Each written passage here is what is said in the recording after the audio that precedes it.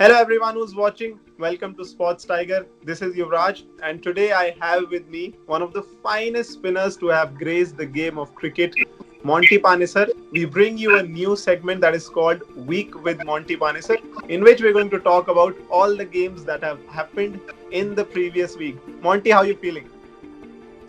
Yeah, thank you for having me on your show and doing the weekly roundup. I'm feeling a little bit better. Obviously, this week with the IPL finally scoring 200 plus, but also kind of mixed really because with the Dean Jones news yesterday, that was a very sad moment for the cricketing community.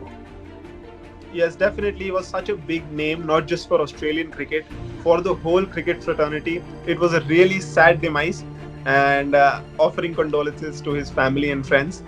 And let us begin, Monty, straight away after that. So let's talk about match one, which was between Mumbai and Chennai on 19 September at Abu Dhabi. So Mumbai batted first and they scored 162. Chennai were chasing and they chased it down very comfortably. Ambati Rayudu was the highlight of that innings, scoring 71 of 48. How do you rate that innings, Monty? Ambati Rayudu 71 of 48. Yeah, I think he batted really, really well, and he's kind of shown these sort of glimpses, as a cricketer. And it's a shame when you see Ambati Rayudu bat like he's done. You kind of think, why hasn't he played more for India? He would have been a comfortable middle order batsman. I guess it was just a lack of consistency. If he could have stringed a few performances together, I'm sure he would have played a lot more games for India. Yeah, definitely. I think he went under the radar a bit because there were so many big names like Virat Kohli, Rohit Sharma, Shikhar Dhawan. So he slipped under and went underrated after that. So in the first game, when Chennai were batting, Chennai required 30 runs of the last 3 overs. MSD sent in Sam Curran. In the end, it proved out to be a good decision. But according to you, should have MSD come out first, or was it the right decision? Well, I guess looking at the result, it all kind of sounds like it's the right decision. Yeah. I think at the moment MS is just trying to find his feet. He hasn't really played a lot of cricket. So when you look at Sam Curran, he's played some T20 cricket and one days in England. It's a sensible decision. It's again a captain's decision. He's again calculated the risks and he thought Sam Curran probably be a better option, being a left-handed batsman, and also with him playing a lot of cricket, he's probably at the moment slightly in better form than MS.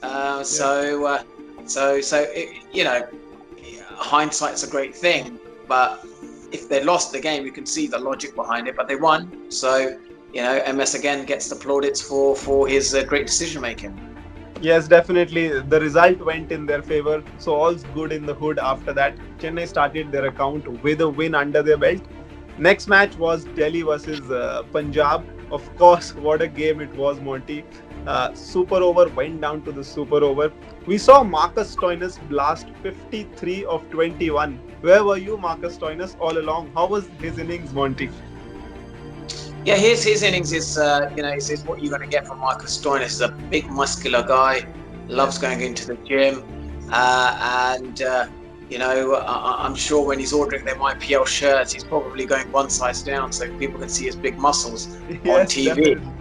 definitely. But he's someone I thought showed glimpses of his six hitting in England when there was some T20 matches, and he's going to be a key player if they want to get into the semi-finals and make it to that stage. He needs to, I think, consistently perform, because I get a feeling that he'll perform in a couple of games and then he won't show that promise. And I think I hope he just doesn't do what Glenn Maxwell does, has one sort of good season with IPL and then hasn't really stringed up performances like he should do when he does for Australia playing T20 cricket.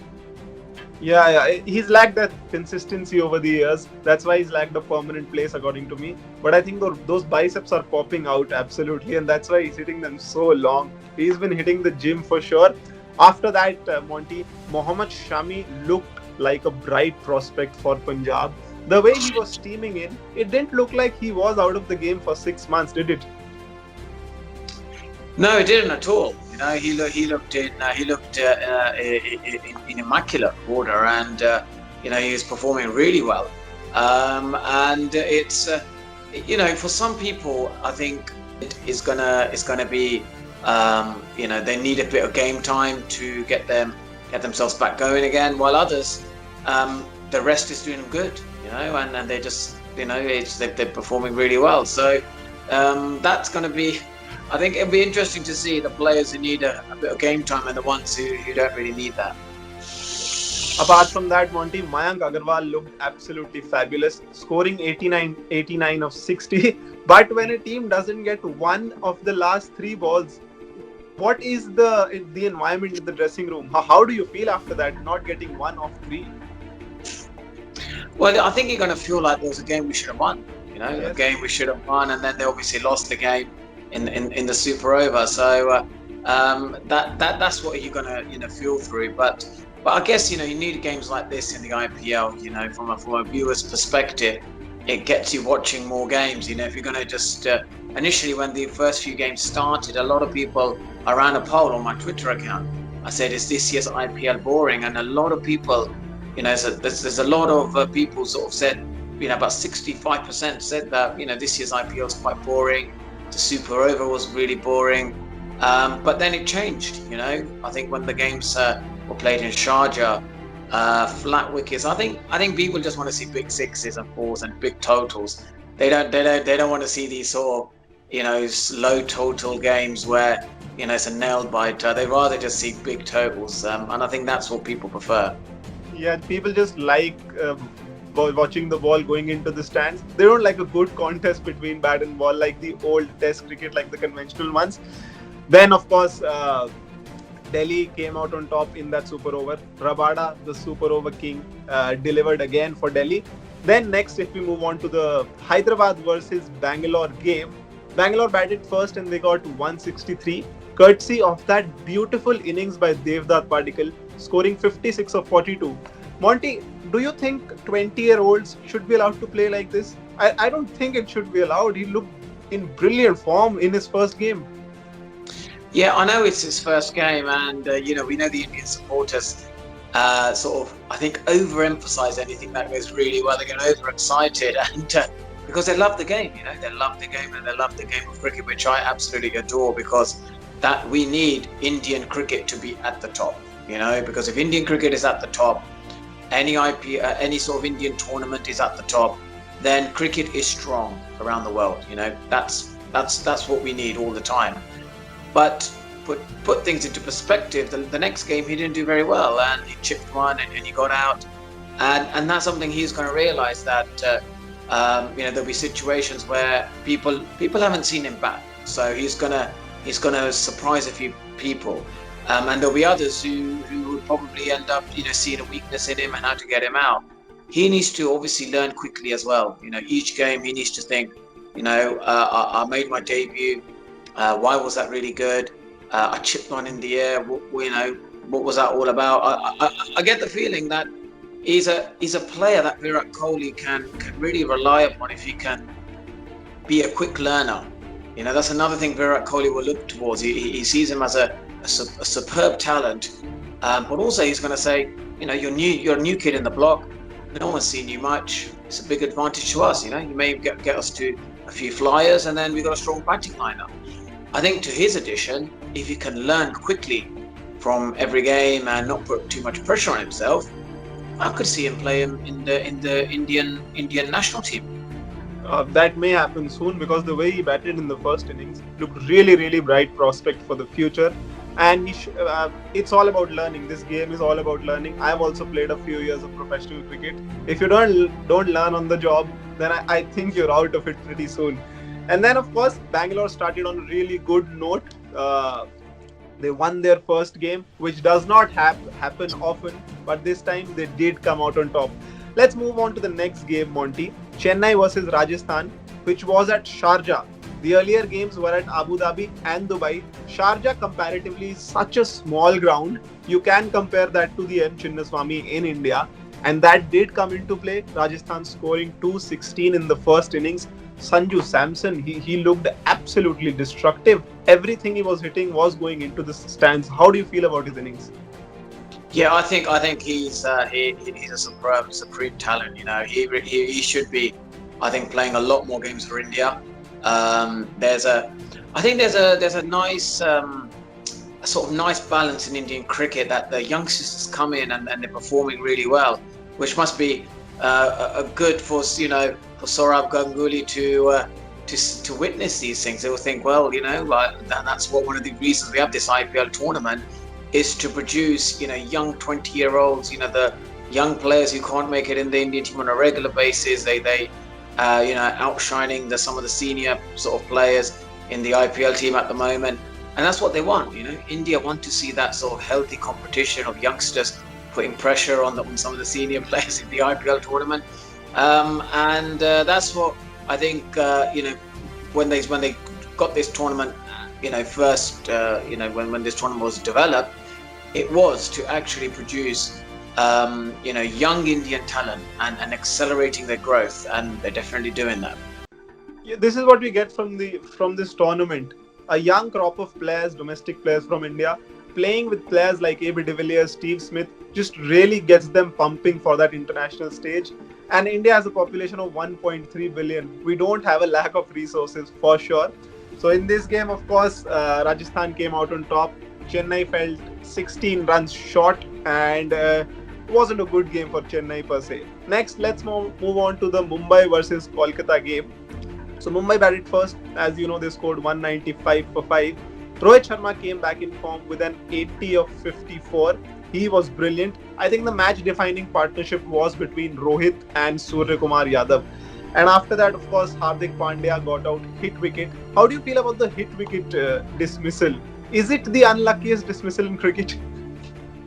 I think, look, I remember when Imsaman got out when I was bowling and he got hit wicket. So Yeah. it's one of them ones where in the IPL when there's so much pressure, you can go slightly deeper in the crease, slightly want to get a bit more leverage, in your arms and that bat swing, and you actually find yourself hitting the wicket, and that's something, if it was a crucial match, let's say, a semi-final or a final, and it was a big player. Yeah, then that would be a huge, a huge wicket. But it's again, it's comical. It's funny to see a hit wicket. It's part of the entertainment that Indian T20 cricket brings. Yeah, Hardik Pandya actually also saw the funnier side of it. He was all smiles after he got out, after he went back. So Shivam Mavi, Monty Panesar, 4 overs, 32 for 2. He got the wicket of Quinton de Kock up front. How good does he look at just 21 years old? He's swinging the ball. He has the pace. Looks really good for the future, Shivam Mavi.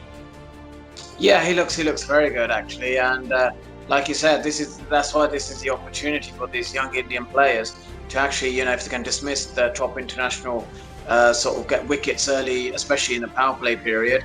That's like, because this Indian team eventually, they've done really well, but for Indian cricket, like I said before, to remain at the top, there needs to be influx or a few youngsters, coming through every tournament, and that's always the eyes. The eyes are always on the youngsters performing, because eventually, the likes of Virat Kohli, Rohit Sharma, they'll one day they'll pack their bags and give it to the youngsters, and you need young Indian batsmen taking top order wickets, international wickets as well, not just Indian batsmen but international cricketers, just to claim a name for themselves, and for the selectors, just to keep an eye on them. They think, well, he's got a knack of taking big players, maybe we should invest more time in them.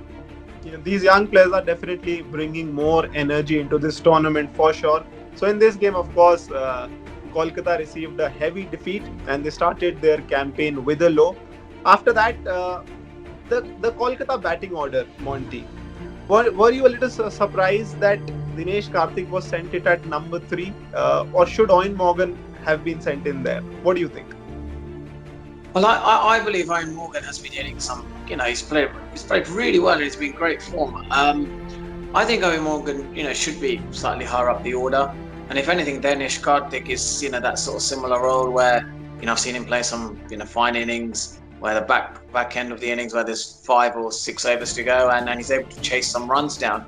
And, that famous win against Bangladesh. So, I think that's, Danish Karthik. He can, if Danish Karthik is still there, in the last sort of 5 overs, Kolkata Knight Riders have a chance. But initially, with the power play period, fielders up. He's the best six-hitter, I think, in the tournament. Owen Morgan, he should be up there exposed against the new ball as long as possible. And if anything, put him up there, in the power play. That's where he needs to be. So he can just really sort of give Kolkata Knight Riders a good start. What I felt was that Monty Dinesh Karthik, as the captain, felt the pressure to come at number 3 and lead from the front. But of course, it didn't go their way, and Kolkata lost that game. Moving on to the next game, the last game of the week, Punjab versus Bangalore. Punjab batting first and scoring 206 for 3, and KL Rahul, absolutely majestic. What finesse, what class. He's absolutely awesome, isn't he, KL Rahul, Monty?